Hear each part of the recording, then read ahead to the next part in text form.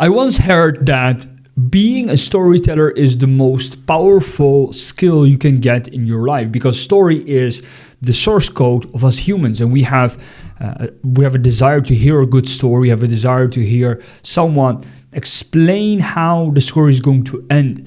And that is what captures attention. That is what helps us to drive a point home and actually make a point, ask people to do something for us, all using story. And the more that you start realizing people using storytelling as a kind of ingredient, as a kind of salt in their talking, is that you start realizing that you can use it too, and when you can use it and how you can use it.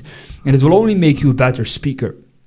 I once heard of this man who was so good at storytelling that he could basically sell anything, because he always started his presentation with a story.